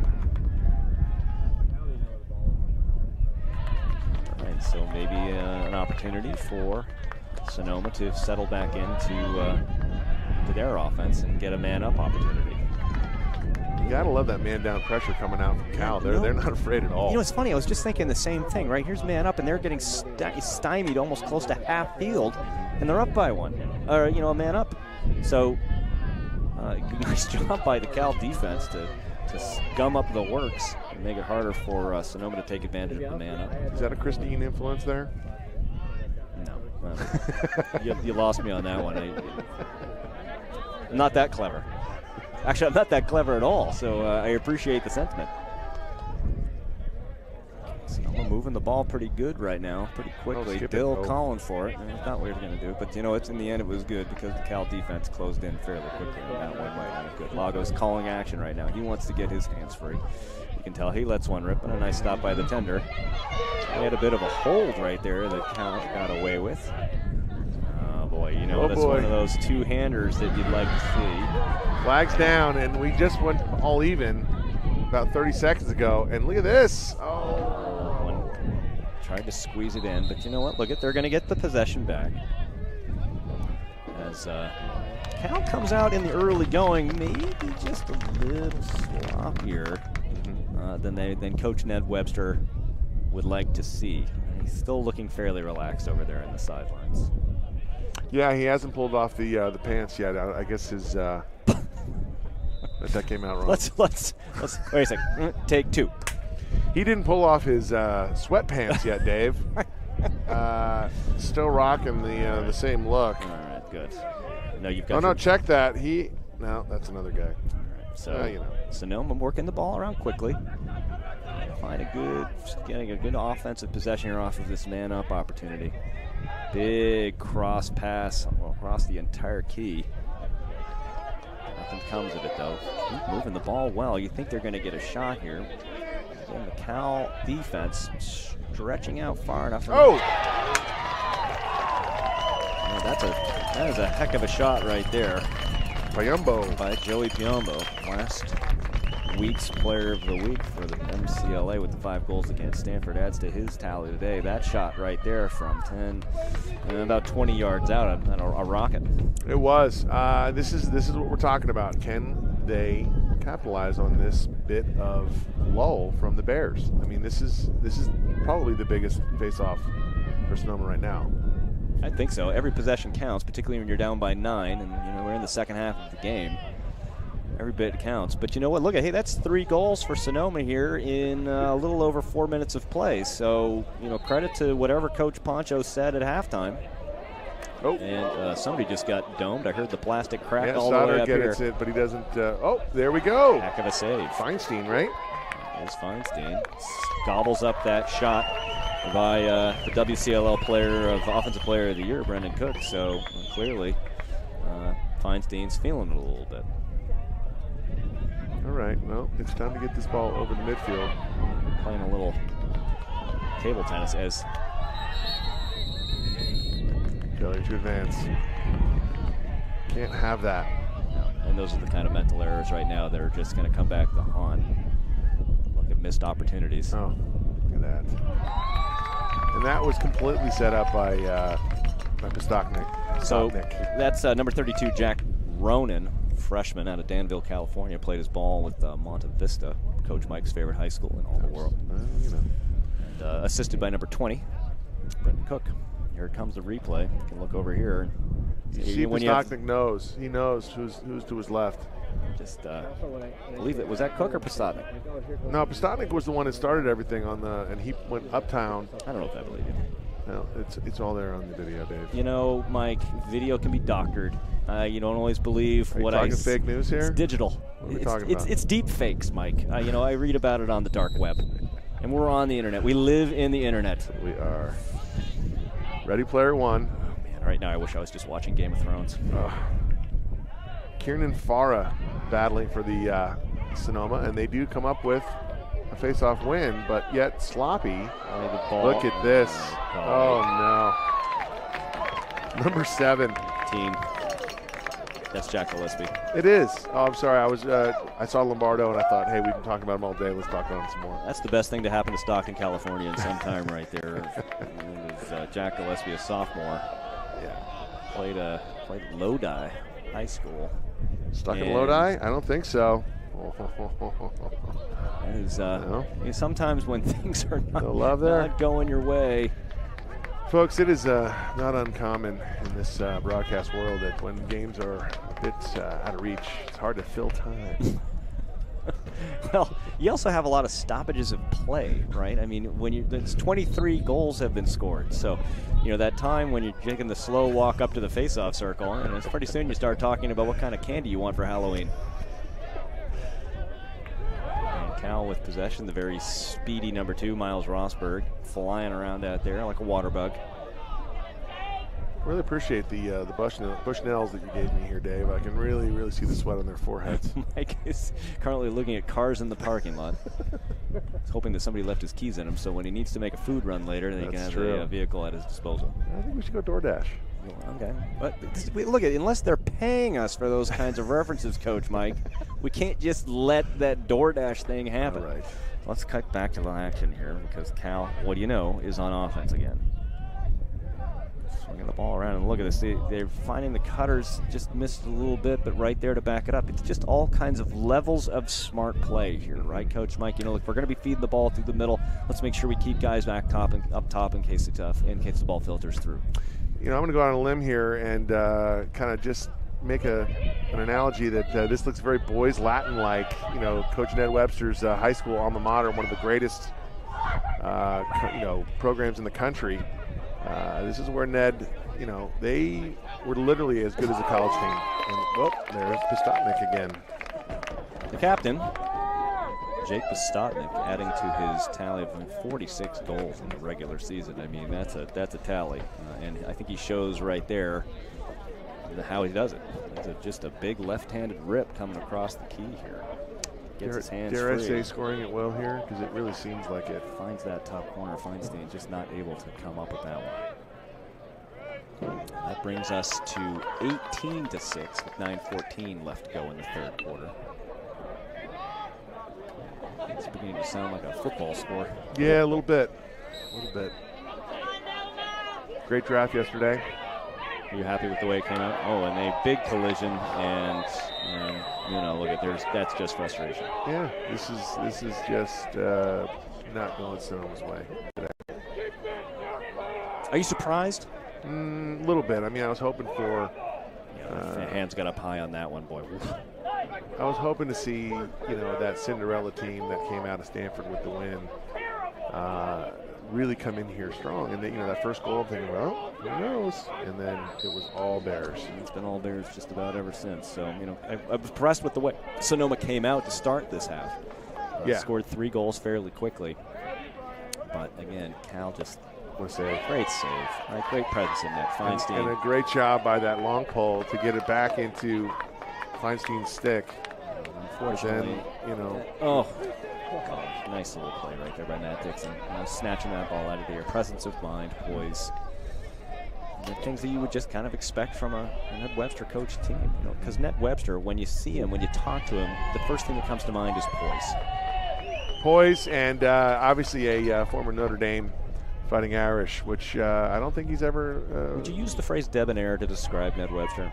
I would, because I have seen him come out of a yoga studio, and that is humongous. Wow. Let's stop right there. Okay. Christine, debonair. I would say more catty. Christine, if you're listening to this replay, that was all Mike. That was not me. Christine, obviously the longtime assistant coach here at Cal, Ross Valley Grizzlies. Yes. Head coach. I patterned my coaching after Christine. Absolutely. As I know, I would say 75% of the North Bay coaching world he's had that kind of influence on the game. He's in my Hall of Fame. He is. And I like the way he ties his shoes. That's all I'm going to say. That's probably where I started thinking about debonair. Double knots. Well, Sonoma here. Let's see what they got. Come on, boys. Crowd wants a G. Back down behind Dill. He's been really effective on offense this year for Sonoma. Leads the team in goals. Is it Dill or Doll? I say Doll.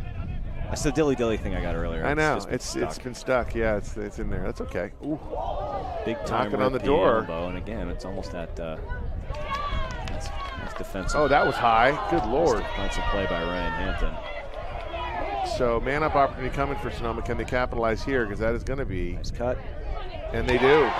And they do. Well done. All right, that's Dahl with a nice assist by number 22, Spencer O'Reilly, the Santa Fe product. Yes. So this looks like we're going to get good presence of mind by O'Reilly, getting his stick up as he makes that cut, as he initiates that cut across the middle. One of their senior leaders, nice kid. Seen him for a long time around this area. Looks like we've got Cal Poly coming into the dome here at Rancho Cotate. So where do they pronounce it like that? I think it's a Cotate. It's a First Nation pronunciation. Okay. The original. Yeah. I understand. Shout out to the First Nation.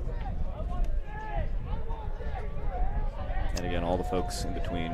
Yeah. We're listening to this broadcast. Big team here coming from Cal Poly. I printed out the roster for the Cal Poly team, and I had to go through like a ream of paper in order to do it. They carry a lot of kids. They do. I mean, Cal's got about a 42-man roster. I think Sonoma's got about a 35 to 40-man roster. Definitely. All right, it's another possession for Sonoma. It's a much-needed one. Nice quick flip, and they're moving the ball well. Dahl, big rip. Big rip at that. It was a laser beam, which was not going to get by. Beatty right there for it. Yeah. Well, I've really been impressed with the way he moves around the net and outside of the net, too. His outlet passes have been just dialed in. And very, very quick around the cage. That's the opposite of the BFG we're looking at right there. And there's a giveaway by Cal. Look at Ned Webster with a nice little one-hander, and that's the first bit of frustration he has shown. The two hands on the hips. There's some communication right now, ladies and gentlemen. There's some things being said on the Cal sidelines, and even though this is the internet, I can't think we can say those. So we'll just leave it at that. So Sonoma hoping to take advantage of a unusual Cal turnover, something that frustrated the head coach Ned Webster a little bit. He doesn't want to. Nice little. Nope. Dahl couldn't convert, but he got clubbed like a kid in the schoolyard out there. Stole somebody's lunch money. This isn't going to be against Anders Chang, is it? Of course not. No, Anders Chang would never do such a thing.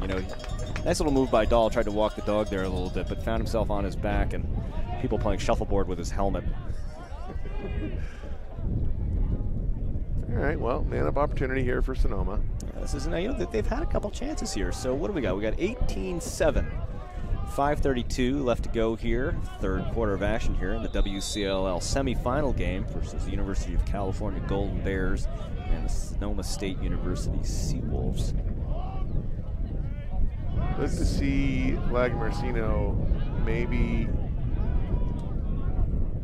or not. Piombo tried an underhand shot. Maybe a little biased. Hopefully coming up with the possession here. But Cal defense is right on it. Beatty gets the ball out quickly down to one of his favorite targets. That's man Rusty McDonough. The tendency to try to call him Rusty Gate McDonough is almost more than I can stand. Well, you have my permission. All right. You go, Rusty Gate. There you go. Cal settles back out on offense. Matt Dixon up top. We've seen that quite a bit today. Ball's coming through his stick quite a bit. You know, they're going to try to get it back behind.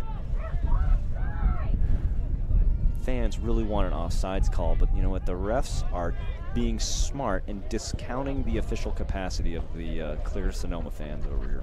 Well, what you have to realize is that Cal runs through the box, and they literally will stand right next to the line while they sub. It's a complex game. I tell you, you know, from back when I played in the days of steam power, there was not this much special. You know, you were just in the box. There was no specialization to it. There were no fogos. There were no 4 long sticks on the field at a time. That's ridiculous. Yes. And what do you mean your helmet doesn't lace up in the back? Exactly. I want that Paul Kunsel lace-up Bacharach that he wore up in Canada with the bent face mask. With the Brine L300s or L30s, whatever they were. My God. That's one of the greatest lacrosse experiences I've ever had in my life.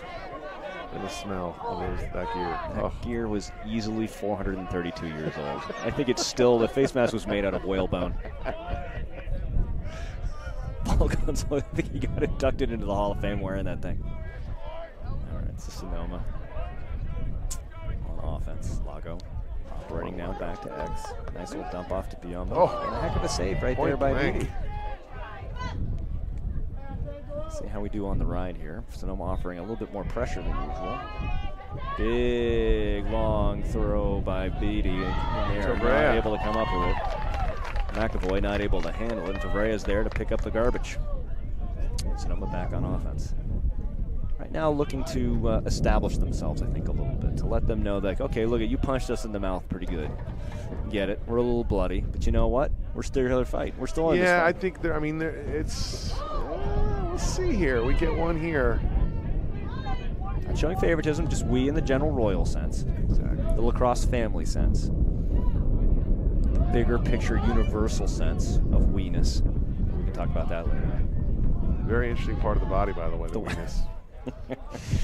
First person to shoot a hashtag weeness on Twitter will get official. And they get one from Lago. WCLL t-shirt.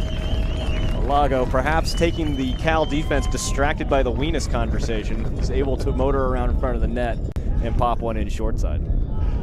I think we're just teachers of the game, Dave, and all things, you know, humanity. Nice little fake by Lago as he comes around the inside and just puts it in the top corner. Look at, I think it's safe to say that Beatty's having himself a pretty darn good game. Yes. Excuse me, sorry. Yes. But, you know, look at that's a heck of a shot right Disney there. rated. Come on now. Are we really? I mean, it is WCLL and MCLA. I feel like there's a bit more freedom than we would if we were being punished by the corporate overlords at the NCAA. Which you go each time you say the name. Exactly. Like NCAA. Buh. Fatty oof. Yes, exactly. Thank you, Olivia Almy. That's another face-off win by Cal. I tell you what, if Sonoma can get this goal, a goal now with the end of this third quarter, and cut it into about 18-9, it's improbable but possible.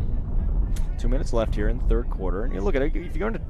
If you break down this quarter and keep it independent from the rest of the game, right? Yeah. Look at they've played them even. Each team has scored 5 goals in this quarter. Right? Yeah. Am I right? Am I doing my math right on that I think you are. I've stopped counting the goals because I got carpal tunnel. You got one job, Coach Mike. That's stats. You know I can't do it. The math is too much. You're doing great, Dave. You're doing great. Oh, I need a calculator. But I'm telling you, there have been a lot of goals scored right now. Yes. So it is hard. So again, all right. There's Cal. Here we go. Sonoma defense. About a minute left. A little over a minute. Oh boy, we're racing around out there. Number 8. Might be time to let this ball. Zach G. Might be time to let this ball go to somebody else. Is that 8 or 3? Can't tell. Is that Matt Quinn? That is Matty Quinn. You know what? That's a good individual effort right there. I'm gonna. You like to see that? It's actually Mackie Quinn. Mackie Quinn? Yeah. Yeah. His father just leaned his head through the booth. Sorry, Mackie. But that's the kind of fight I think that you really want to see from a team that's down as much as Sonoma is. But just that that little spark, that little individual effort that can push somebody beyond the sort of slumped shoulders kind of stuff and say, hey, there's guys still out here still fighting for the final tally. You bet. Play to the whistle, baby. That's right. So Dahl operating in probably his most dangerous place, but that ill-advised feed is swallowed up by Ryan McAvoy, who was right there to take that ball. Beatty controls the ball, gets back up to number 12, Matt Diggle. 15 seconds left here. It looks like Cal is very comfortable and not wanting to push. Up by 10 goals here in the third quarter as they head into the final quarter. They're going to let one rip, though. And they find the post, unable to convert. And so with end of the third quarter coming up here, that will do it. And so a quarter that was typified by hey, look, the first half of this game was all Cal. Yeah. This one quarter of action, look, kept it even. Some came out throwing hands. It was nice to see that there was some fire left in their bellies. There was fight left in that dog.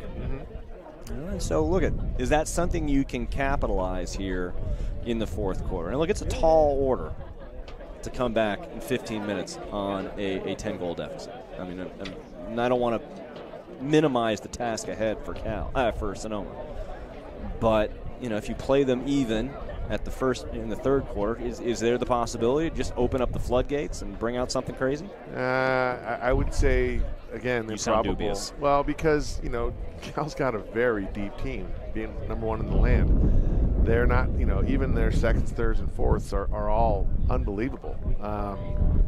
So barring a complete collapse by the Bears and a complete turnaround by Sonoma's offense and defense, which has gone kind of a roller coaster ride today, I don't see it. Yeah, it's going to be a tall order. Look at any way you slice it.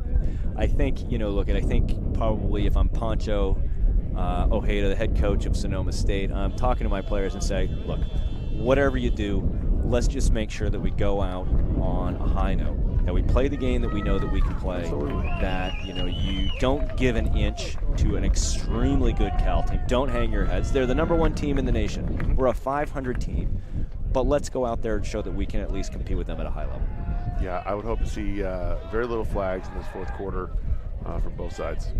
Keep it clean. I suspect that Cal led the penalty charge on that last quarter of action. I think you're right. Sonoma acquitted themselves with distinction in that regard. But what do you know? And Scott hits Stoddard. Dominating face-off situation. As the focus of our pregame interviews, both teams made it very clear that this was going to be one at the face-off X, and it looks like Cal has really had all the answers. And I think it's safe to say that Cal is going to be comfortable slowing the pace of action down to such a degree that some somnambulation might be taking place. That's a fancy way of saying sleepwalking. Ooh, nice. Do you think that Quint Kessenich uses that, or Quint Kessenich, as far as I'm concerned, is the most overrated broadcaster in all of sports. I'm coming for you, Quint. You heard it right now. This is Dave Amley and Mike Lint here challenging you to a play-by-play off. Yes. I don't know how that works, but you give that kid Evan Washburn a call too. You saw the scene in Anchorman when the news teams brawled. That's what I'm saying. That's what I want to replicate. Rick killed a guy with a trike. Oh, our engineer got a little loose on that one. There's still some giggling going off to my right, ladies and gentlemen. Cheslack on the goal there. Cheslack. Kind of rhymes with Sleestack. Yes. But he moves more quickly. Yes. Than a Sleestack does. Because, the easiest thing in the world is to outrun Land of the Lost Sleestacks. That's right. With that high-pitched hiss. I still have nightmares. Why have my parents let me watch that stuff when I was a kid? No, I must say that we had a Chaka on my team at Washington College. We had, Blair Muniz, if you're listening, that was the greatest nickname of all time. He was a face-off man, and why wouldn't you go to Chaka when you needed some love? All right, so okay. All right, so it's safe to say the wheels have completely come off up here in the announcing booth. Land of the Lost references, sonambulation commentary. I'm telling you, it's 19-8 here now with 13 and a half minutes left to go. fourth quarter of this WCLL semifinal action between Cal and Sonoma. Cal, the #1 team in the country right now, and is displaying why they earned every single first place vote in the last coaches poll. I mean, safe to say here too, this Cal team could go. Oh, flag coming. That one got up a little higher around the shoulder blades. This Cal team could absolutely dominate the Division III ranks. This is a very, very good team.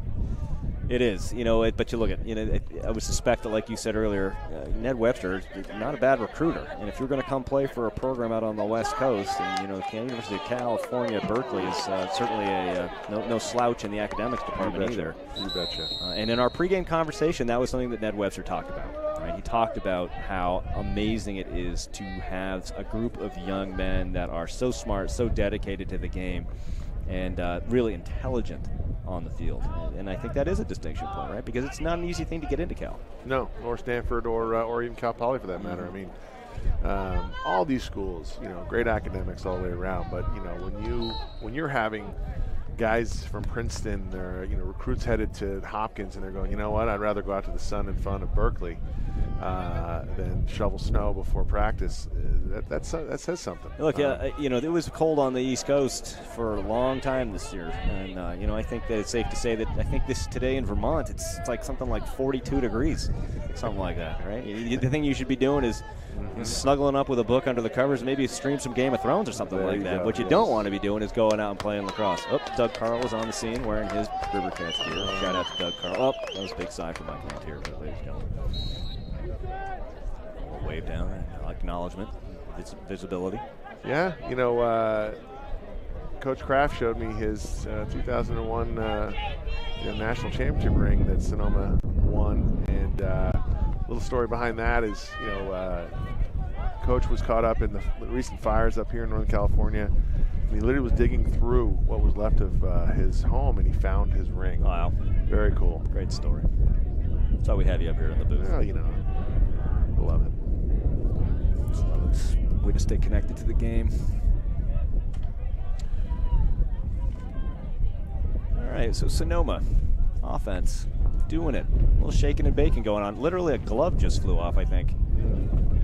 Or a glove. It's not something you see happen every day. That doesn't happen to Anders Chang, who's out there. Hayden Dahl lost a glove on that last. Faked himself out. Faked his own right hand out. Anders Chang out there? No, he's anchoring the D. Is he right in the middle there? It's 6'7". That is a wingspan on that guy. Oh, it's unbelievable. And discipline.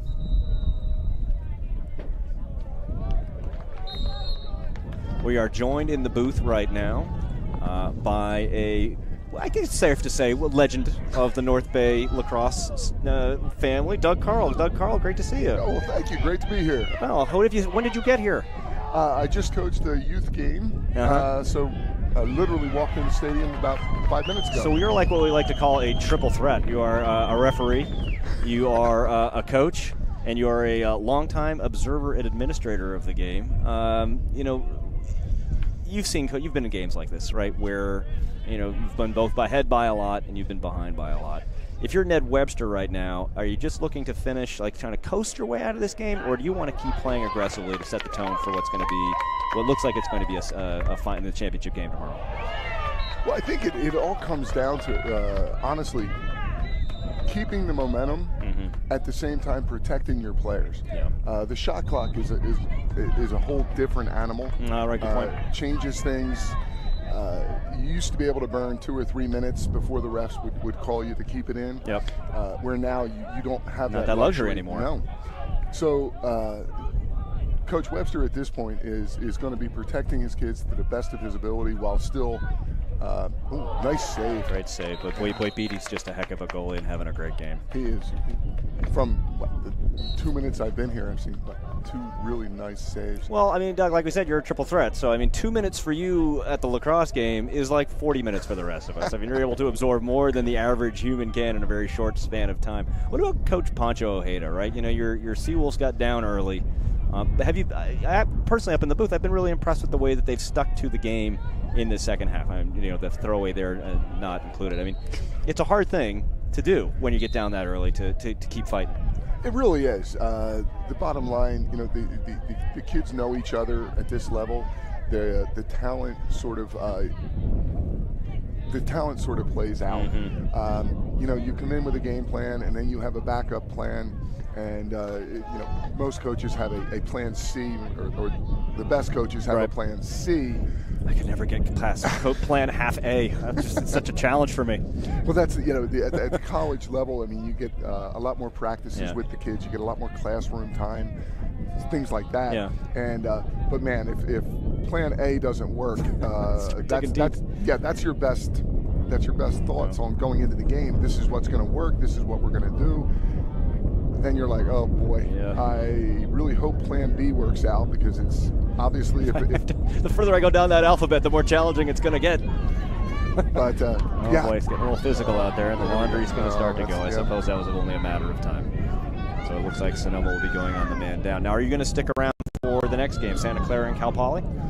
Absolutely. Oh, yeah. I think that, you know, that is going to be a really fun matchup. What are you looking forward to seeing in that game?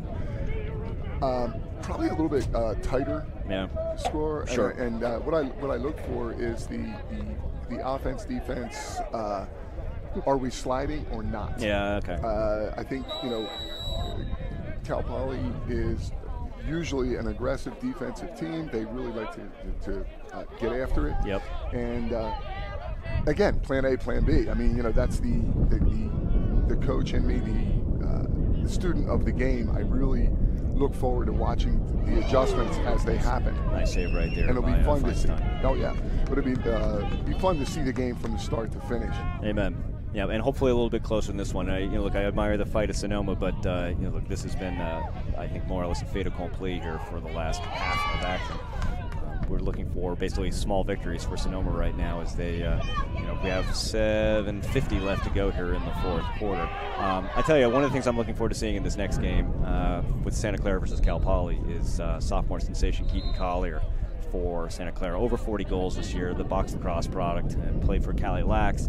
Archbishop Mitty down there. He's really fun to watch. He can find spaces to exploit at a moment's notice, so that'll be a good one to watch. And then probably Cal Poly putting the defensive player of the year on him and covering him up. So that'll be strength on strength.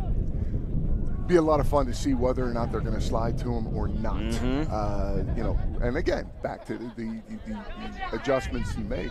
It'll be really fun watching it from the face-off moving forward. We've talked a lot about oh, nice check. Cal as the #1 team in the nation.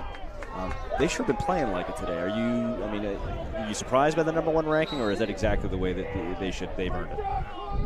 I think, you know, from an administrative standpoint, I follow it because I'm involved in the board of the MCLA. No, I'm not surprised. Their lineage, I mean, they have a couple of national championships under their belt.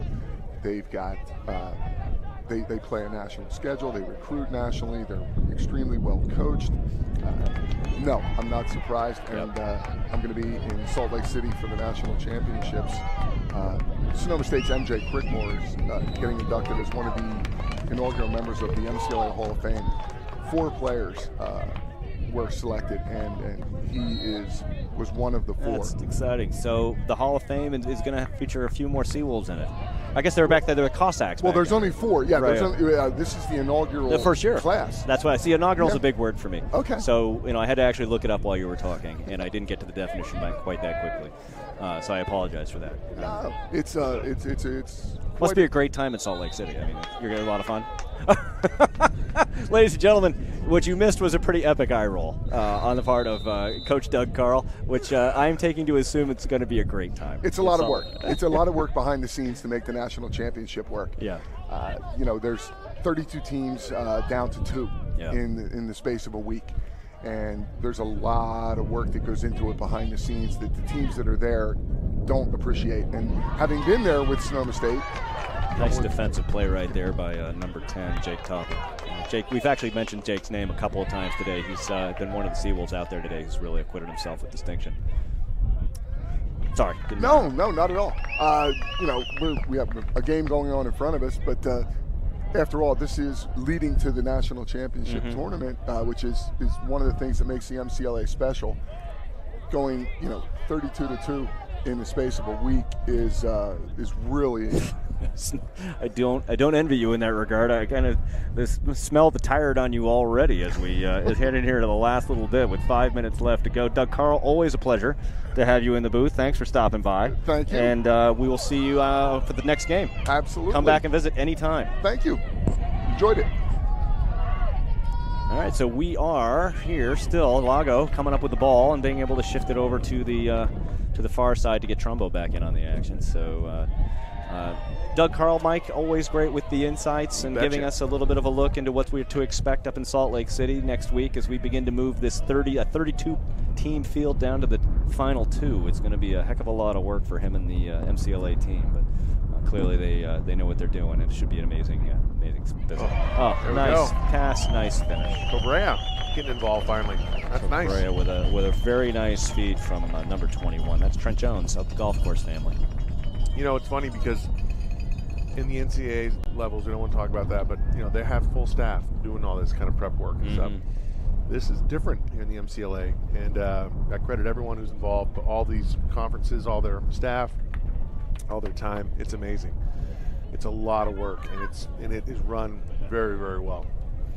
So Sonoma with a nice tally there to bring the lead back within 10. And again, credit to the Seawolves. They have actually been playing this Cal team evenly in the second half of action. So, much credit to the players and the coaching staff to keep the team motivated and fighting from a game that could have quickly gotten way further out of hand.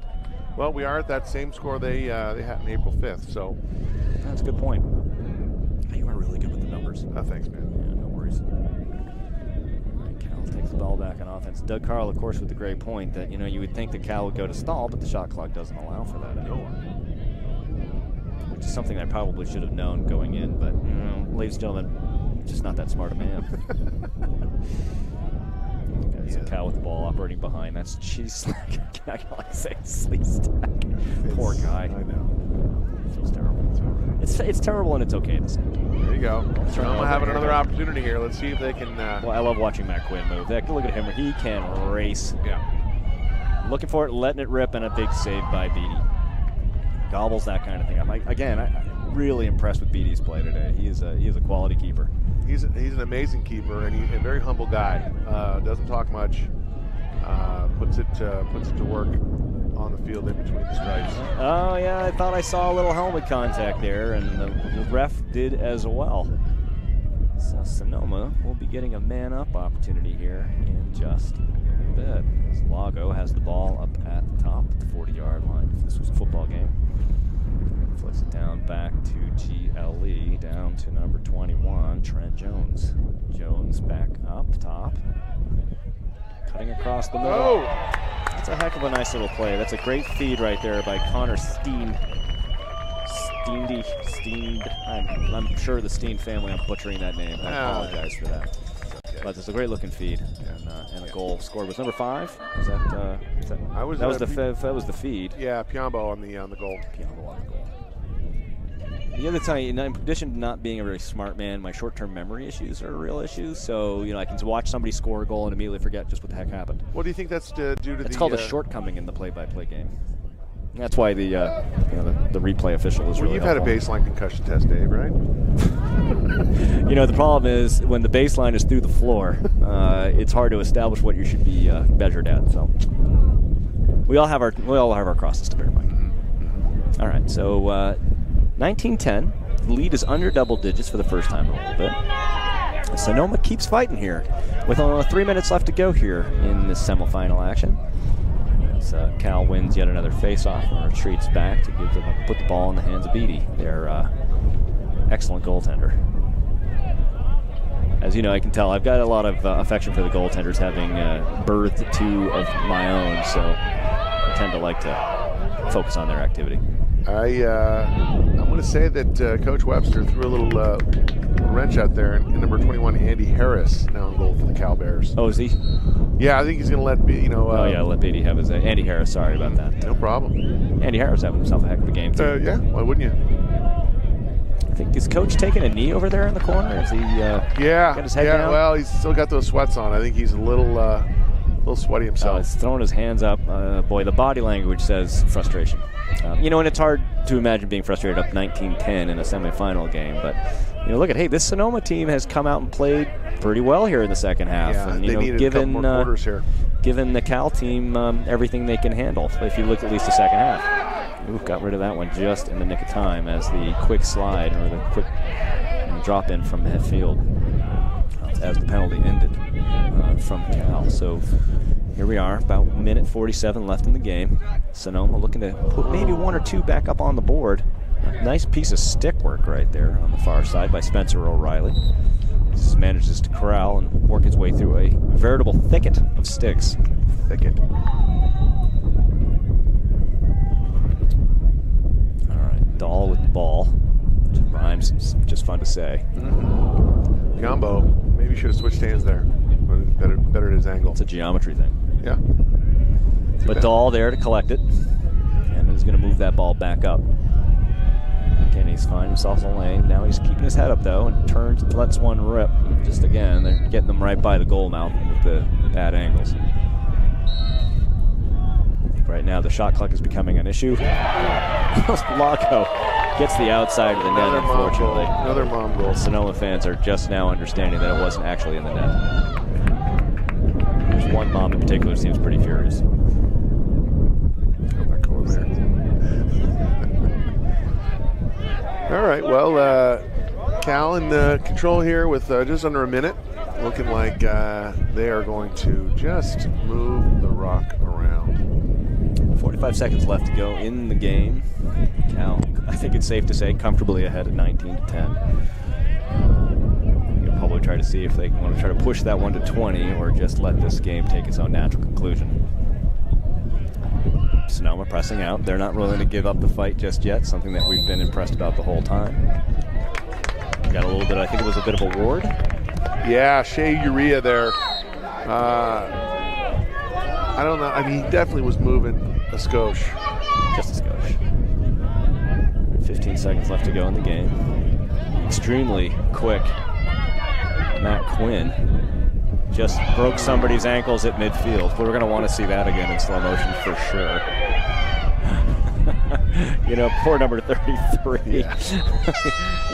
That's Joshua Blanchard comes in probably towards the end of the game, and and he's going to make it onto the highlight reel for sure on that one.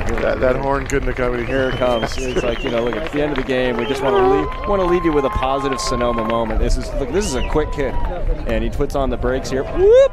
Just like that. And yeah, that's what happens when you do that. That's YouTubeable. Thanks up in the booth. So that's your final score. Cal Golden Bears 19, Sonoma State Seawolves 10.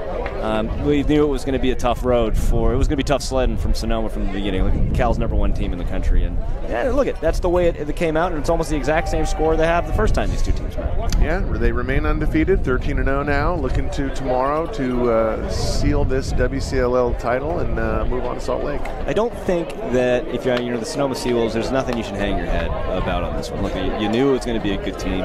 I'm impressed, Coach Mike, like we talked about, with how they came back and fought in that second half, despite being down by a considerable amount. Absolutely, and I credit the Sonoma staff, and obviously whatever was said on that sideline is going to remain on that sideline. But they showed the fight and made this respectable. Mm-hmm. And it just was, Cal was too much. They were just too much, and I think they're going to find that the next team that plays Cal, the one coming up here, Santa Clara versus Cal Poly. Yeah, in 1 hour, so be sure to come back and join us for that one. Again, the final score here at Rancho Cotate High School in Rohnert Park, California. The University of California Golden Bears 19, the Sonoma State Seawolves 10. That means that Cal will advance in the WCLL championship game with a chance to win the championship and move on to the MCLA tournament in Salt Lake City. For Coach Mike Lantier, this is Dave Almy signing off. Please join us in about 1 hour for the second of these two semifinal games, featuring Cal Poly, San Luis Obispo Mustangs versus the Santa Clara Broncos. I know I'm excited for that game, and I know you are too. I am too. We'll see you then.